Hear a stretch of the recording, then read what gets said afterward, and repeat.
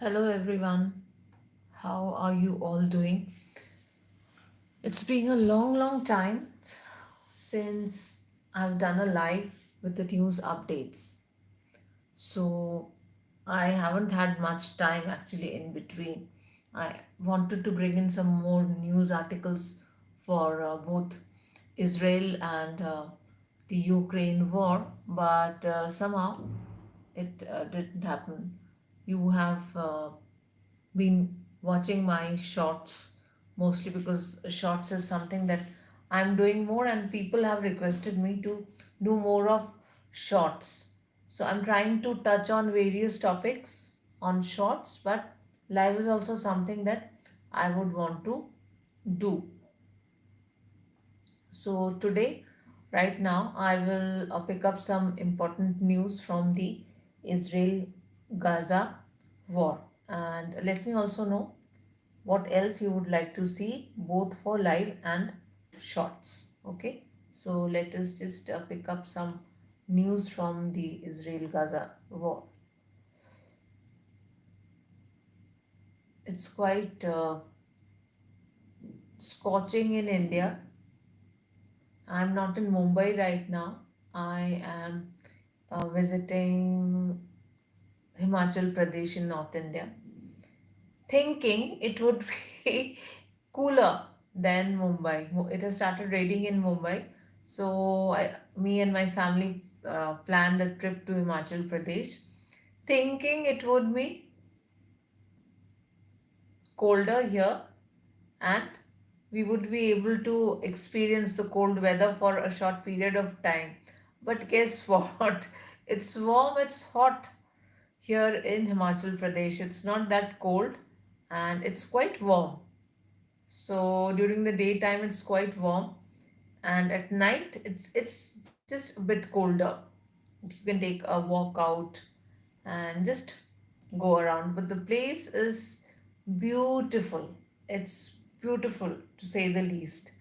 I've never visited a place, a hilly area, which is so beautiful, and in spite of so many tourists visiting this place of Himachal Pradesh, of Dharamshala and Kangra. There are so many tourists, but it's so peaceful. So I'm just loving this place, and I wish I could come back that often, which doesn't happen with most of us. We are so much tied up with our work that we don't get to take time off for ourselves and our family. So I'm just loving this place. I'm on a hotel right now, and I thought of making and uploading some videos. I haven't done it for the past few days, so I thought if I can manage some time, I will definitely upload this. So I decided to go live today and pull up some news from the Israel Gaza war. So let's see what are the latest news.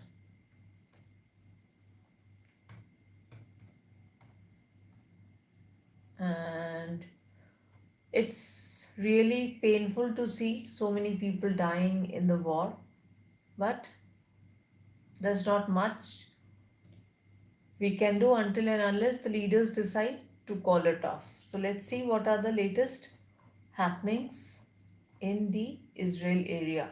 A recap of the recent developments. Israeli war cabinet minister and opposition leader Benny Gantz has announced his resignation from the government. The Qassam Bridges Hamas armed wing has claimed three captives were killed, including a US citizen, in the Israeli raid on Gaza's Nuseirat refugee camp, in which four captives were freed. Israeli military spokesperson Lieutenant Colonel Peter Lerner has denied the claim as Hamas propaganda. Every time it's the same thing that US does. At least four people were killed following an attack on northern Gaza City. So this is the recap of what has happened recently. Some more news that has just come in. Okay. US calls for UN Security Council vote on Gaza ceasefire plan. The United Nations has requested a UN Security Council vote on its draft resolution backing the ceasefire plan it announced at the end of the last month. Today, the United States called for the Security Council to move towards a vote supporting the proposal on the table, said Nate Evans, a spokesperson for the US delegation. Evans did not specify any particular date for the vote. WFP pauses delivery of Gaza aid through US built pier.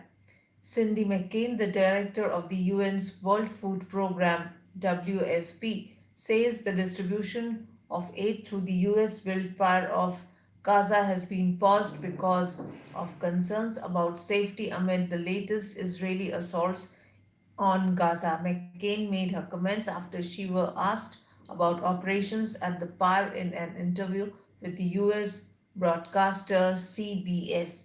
Right now we are paused, she said on the Face the Nation program, adding that two of WFP's warehouses had also come under rocket fire and one person had been injured. She said, I'm concerned about the safety of our people. We have stepped back for the moment to make sure we are on safe terms and on safe ground because we'll restart. But the rest of the country is operational. We are doing everything we can in the north and the south. That's the latest update. Okay.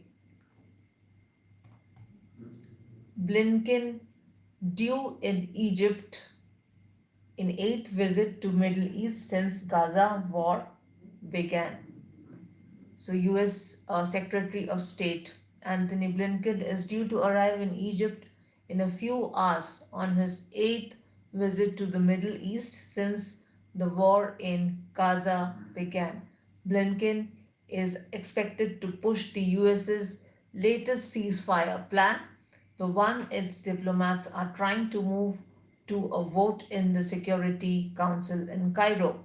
He will hold talks behind the closed doors with President Abdel Fattah al Sisi, a key US partner in peace efforts. He is also expected to discuss ways to open the Rafah crossing, which has been closed since it was seized by Israel a month ago. Blinken will then travel to Jerusalem for discussions with Israeli Prime Minister Benjamin Netanyahu. The US has said Israel has accepted the plan, but Hamas has not formally responded.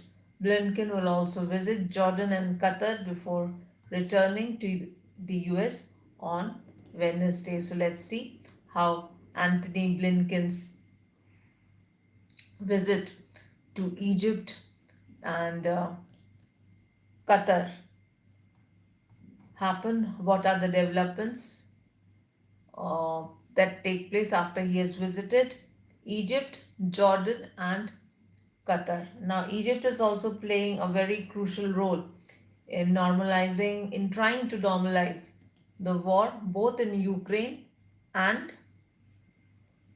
Israel, Gaza.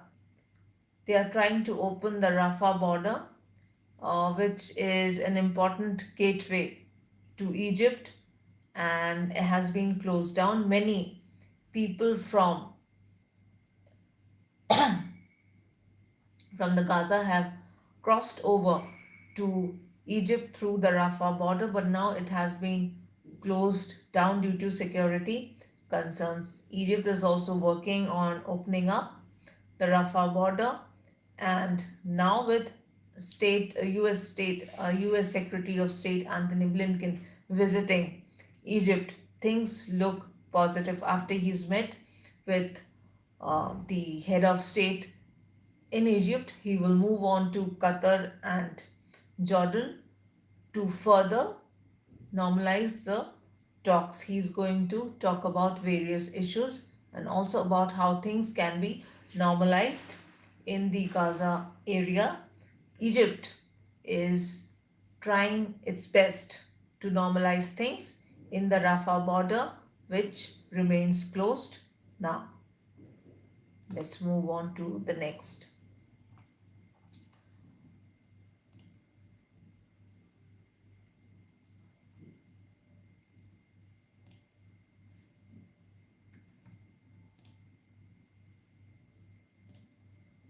Australian police investigating after US Sydney consulate docked with Free Gaza. Police in Australia are now investigating after the US consulate in Sydney was vandalized early on Monday. Images shared on social media showed the words Free Gaza daubed in red paint on the consulate's windows and inverted red triangles painted over the US insignia on the glass. The building in the city's northern suburbs were cordoned off behind the police state, as has been reported, and has been smashed at least 13 times with a hammer. This is what is happening at the US consulate in Sydney. Police said security camera footage from the early hours of the morning showed a person with a hoodie spray painting the windows. They also appeared to be carrying a small sledgehammer. Australian Prime Minister Anthony Albanese condemned the vandalism. People should have respectful political debate and discourse, he told reporters after being asked about the incident. Measures such as painting the US consulate do nothing to advance the cause of those who have committed what is, of course, a crime to damage property. So, people need to understand that if they want to protest, damaging a property is not a solution. If somebody damages the property because they are protesting against some crime or some things they feel is not right, damaging the property will do no good. On the contrary, what will happen is that person will be found out. He was wearing a hoodie and had a spray in his hand. So he thinks that he will not be recognized, but police people, police everywhere, all around the world, are very efficient, as contrary to what we believe that they are not as good as they should be. With the help of other governmental agencies, they will be able to find out the culprit, and he will be given the punishment which can not only cost his personal peace, but it could also cost him professionally. If he gets arrested, he might lose his job, right? So why go into all such things? Damaging the property will not do any good to anyone. If one needs to protest against a crime, it has to be a peaceful procession. It has to be done peacefully so that people understand what the public wants, what a person is vouching for. So these are not things one should do, and people need to understand, right? We are damaging somebody, we are trying to harm somebody, nothing will be done. On the contrary, the person who does it will lose his peace of mind. He will be punished very badly. It is his loss, not the others. The loss is only to the extent of the damage that has been done to their property, which will be repaired, which will be done by repaired by the concerned office. But what will happen to the person who has done the damage? He will be arrested sooner or later. So, why get into all that?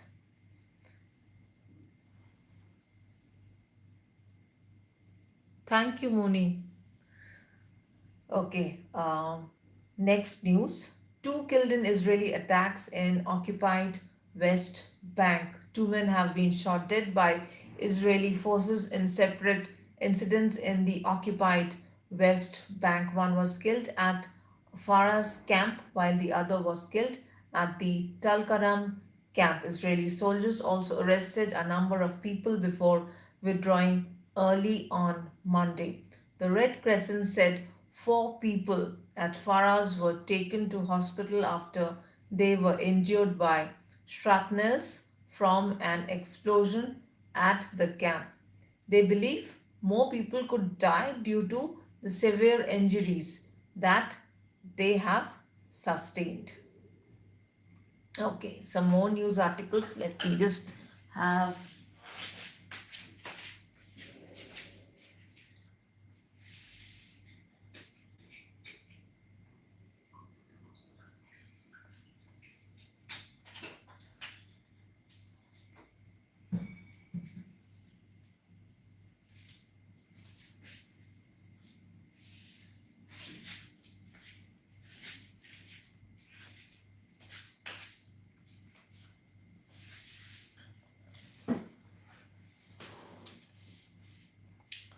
Okay,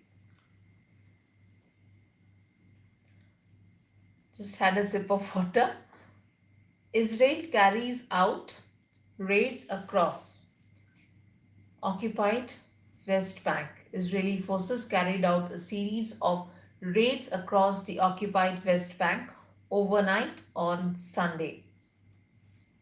Israeli soldiers raided homes in Kalkila, arresting at least four Palestinians. The towns of Araba and Gabad and the village of Jalban, located in the Jenin governorate, were raided, but no arrests were made. Israeli forces also stormed the towns of Betunia and the village of Tal in the early hours of Monday morning.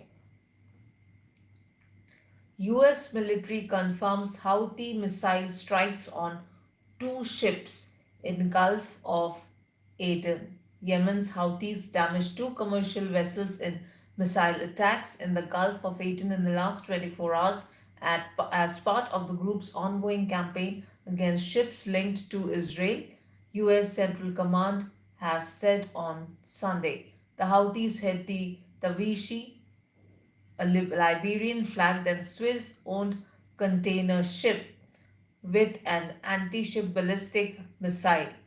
The vessel was damaged, but no crew were injured. The Houthis started targeting Israeli linked ships in a show of solidarity with Palestinians, but expanded their attacks to include those linked the United States and the United Kingdom after Washington and London launched airstrikes on Yemen. We have a lot of news actually, so we'll go through it. Everybody is wishing that both the wars would end, but unfortunately, it's not. The wars are going on and on and on. So it's very unfortunate that we are having to witness two wars simultaneously.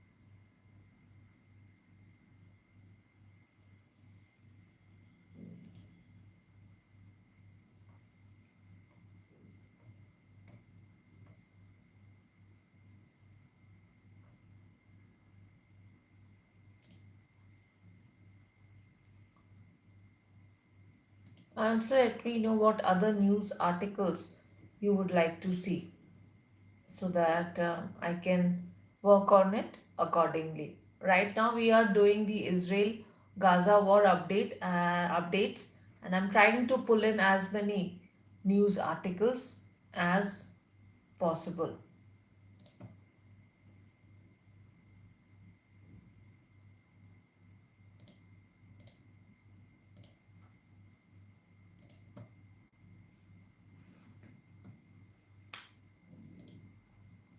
Okay, another news article: US weaponry used in deadly school attack in Gaza. US made weapons have been used in Israel's deadly attack on Gaza's school run by the United Nations. Some evidence has been obtained from the scene tracing part of the weapon to Honeywell, a high profile company based in the United States. So just imagine how schools are also being attacked, right? And so many people have died. The official number of people who have been killed in Gaza are yet not confirmed because, uh, sorry, the official number is less than what has actually happened. So, while the official data may say 25,000 or 37,000, the actual number of deaths could be anywhere between 1.5 lakh 50,000 to 2 lakhs people who have lost their lives. Oh my God! Just to think that so many innocent people have died. They had nothing to do with the Gaza war, yet they have all, unfortunately, lost their lives. Too bad.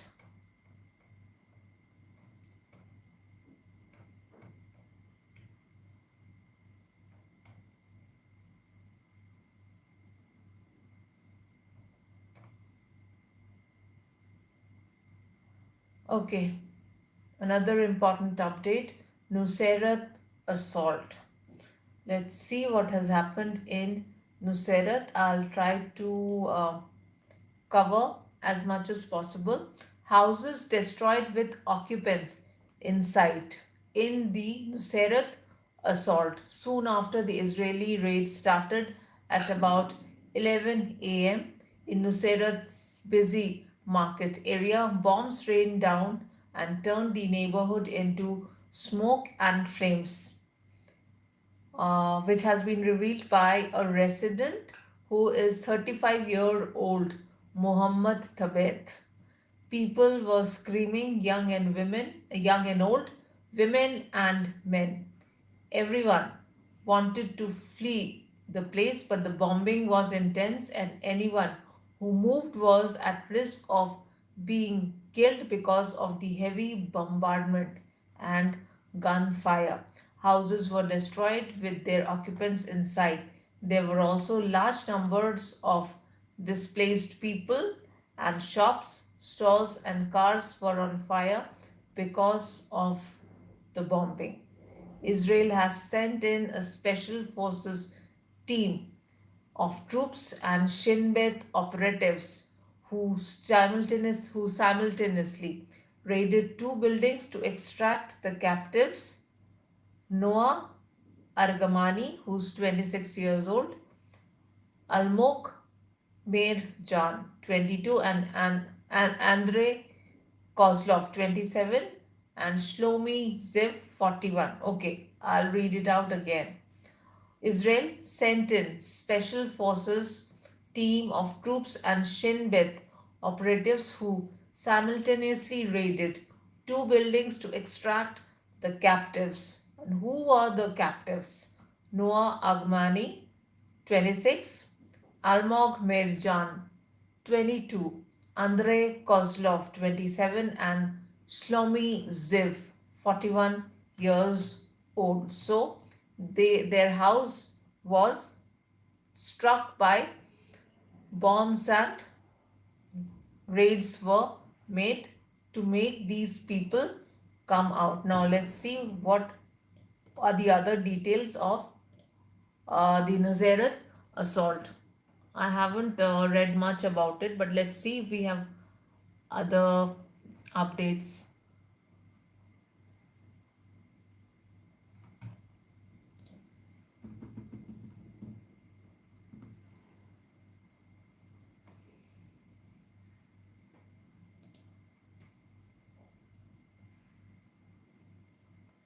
Okay. After Israel's massacre in Nuseirat, what had happened? Let's see. We have some details, first hand details from people who have actually witnessed. Okay, the night before, relentless artillery fire continued across central Gaza from East Burej and Deir el Baga to Margazi around 11 a.m. A resident was having his breakfast with children before heading to Al Aqsa Martyrs Hospital to work on his stories where everything suddenly turned upside down. The artillery bombardment escalated, warplanes filled the skies, and the airstrikes shook their home. They were shooting at homes, and this is when this happened. The roars of tanks firing was accompanied by relentless shelling and helicopters, quadcopters, and drones hovering. It was crazy, and they felt that more people could have died. Now, the reality was different. Conflicting reports were coming out. Some reported a ground incursion into Nuseirat. Others have said a specialized unit stormed a house near the Nuseirat market. Just as the report I read, where four captives were taken out. What else happened? Let's hear it from other people who witnessed it or who were around that area, and they have given their account of the incident. The shelling, gunfire, and frenzied aerial and artillery bombardment continued in their homes amid a palpable sense of alarm, nerves frayed as they tried to process the onslaught of events. And they tried to reach fellow journalists to let them know that they were in trouble and they needed to be evacuated.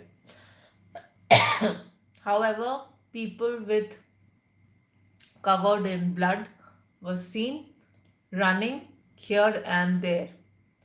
People were also telling reporters with blood covered bodies about the victims who fell in the bombing of the market and homes. Dismembered body parts of children and the bodies of people lying along the roads. On the roads, the tanks took to leave the terror, chaos, and mass casualties inflicted by Israel to free its captives. Initially, official figures stood at around 50 civilian deaths in the operation, which climbed steadily to 226, then to 280, as confirmed by the government media office. However, now the question is Palestinian blood so expendable? More than 200 killed in less than 2 hours to release just four Israeli captives? That is the question.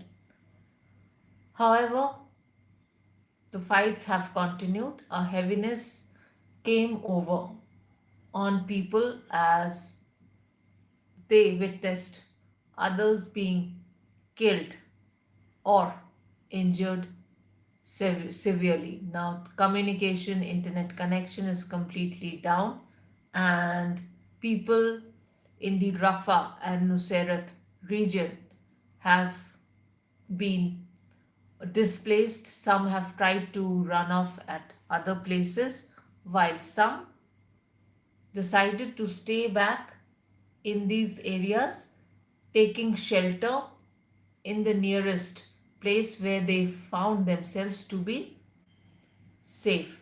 But things are not good as fighting continues.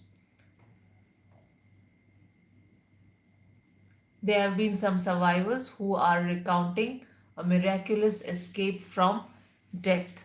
They say that they have had a miraculous escape when they saw bombs being struck, bombs being shot, and people in front of their eyes dying in a matter of seconds, not minutes. It's that bad.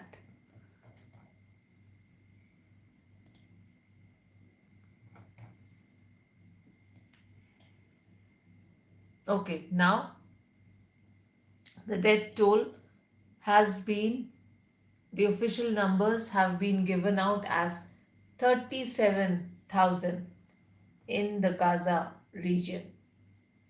Death toll has been given out as 37,000 by official sources. However, as I said, and I will reiterate that the official number that is given out is mostly not the exact number, which in reality it is.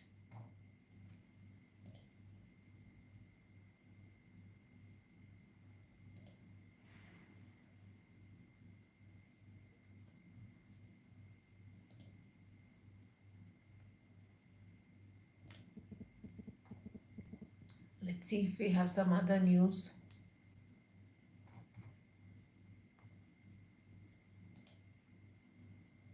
Okay, Gaza Health Ministry says Israeli hostage rescued 274 Palestinians. The Hamas run health ministry in Gaza has said an Israeli raid on a refugee camp, which led to the rescue of four hostages, actually killed 274 people, including children and other civilians. Earlier, they had quoted a lesser number, however, now it's 274. And as has been said, people's bodies are lying around in this region, and more could die. Some people are still buried under the rubble, and it's only a matter of time when the number of death is reported.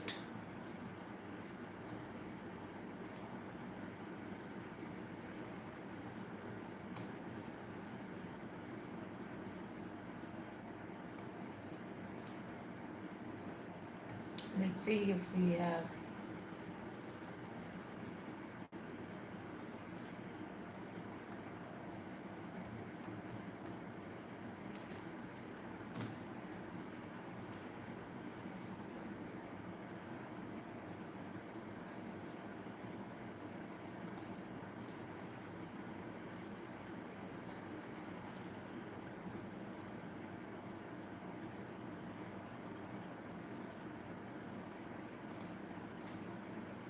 Okay, we have some other news articles. Gaza war.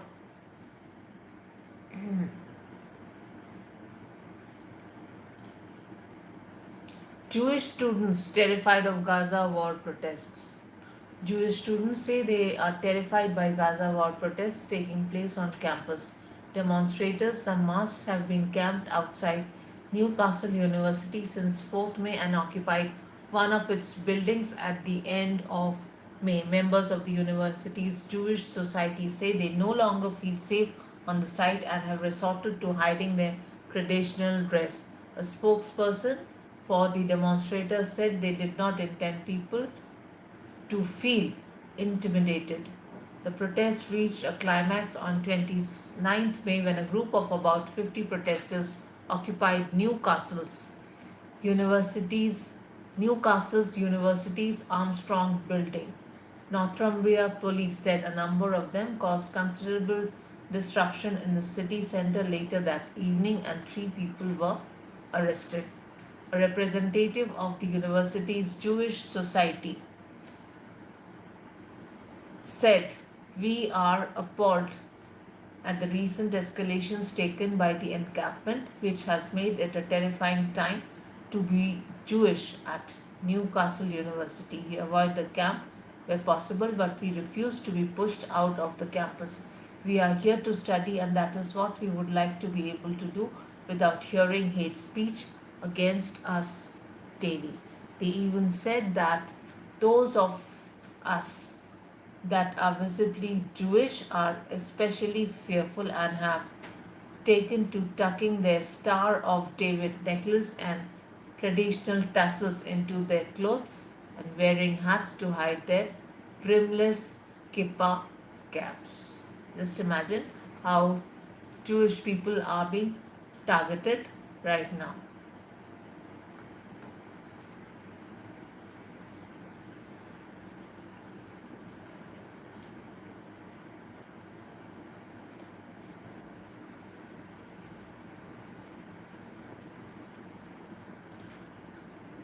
Let's see if we have some other.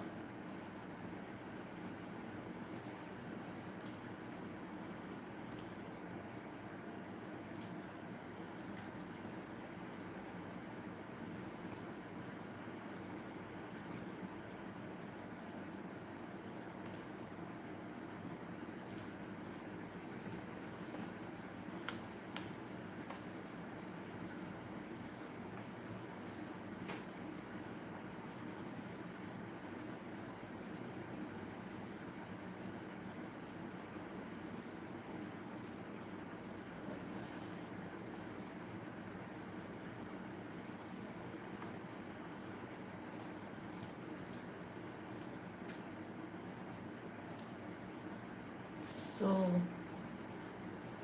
uh, also tell me, since this is the time when kids are staying home, people are going out on vacation. Do you have any plans to go out?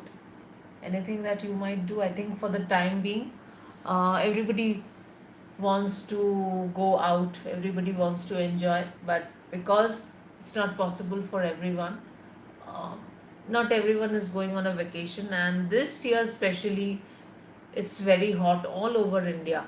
So I'm in Himachal right now, and I can't imagine how warm it is outside. I'm sitting inside, and it's pretty warm. It's pretty warm. At night, it gets a bit colder, but not otherwise. I had plans to go out to visit the nearby places. I wanted to visit some temples also. I visited one yesterday, but I wanted to visit the ones which are a bit far from Dharamshala. I wanted to visit during the day, but because it's so warm, it's not advisable to move out before 3. So I thought that I would just sit inside and enjoy. I will upload some more videos. So I think for the Gaza news, this is what we have as of now. I'll try to upload some more. Okay? Bye till now.